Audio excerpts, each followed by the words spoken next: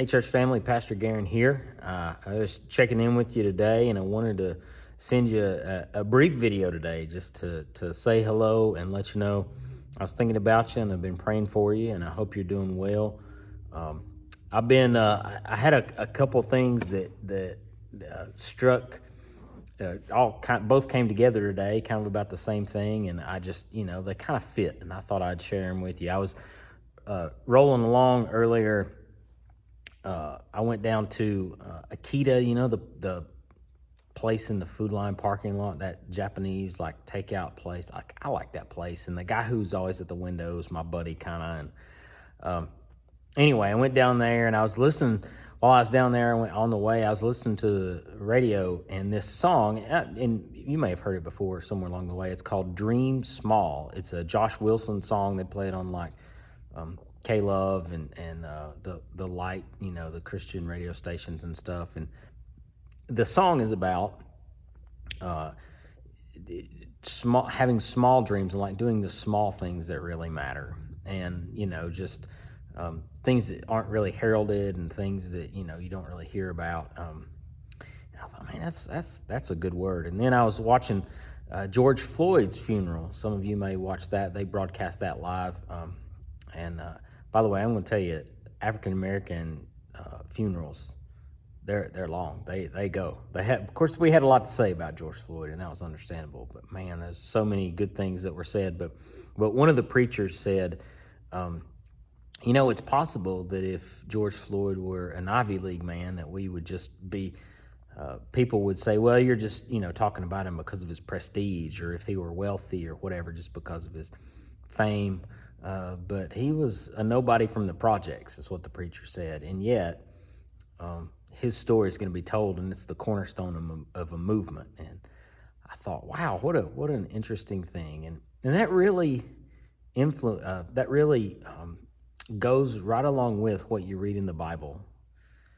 Like all over the place, there are men and women who are nobodies. I mean, really, like just small potato kind of people like me, people like a lot of us who just, who's ever heard of that person? And yet God comes to Mary and says, we want you to be the one who carries the Christ child. Or Jesus comes to Peter and says, hey, fisherman with no education who, doesn't, all is out on the Sea of Galilee kind of stuff. But you're going to be the one who's going to carry the message forward, and you're going to be the rock on which the church is built. And I just think of that, and that gives me such hope in the world. And by the way, come Sunday, we're going to talk some about hope. This is just a little teaser, but it gives me hope for the world that the small things really matter. Like they really add up. And the way that we talk to people and the way that we treat people, my buddy at Akita down there, I like to think somewhere in the grand scheme of things that it matters that I talk to him and how I treat him. And it matters how you, the Ruby Harrises of the world, when you cut people's hair, how it does that. And, when Jeff Harden builds somebody a house, that he's fair with them. And all of you who go out into the world, and I know you're doing it out there, that you're treating people like they matter in the way that you talk to them, in the way that you do business with them, and the things that you do, it all matters.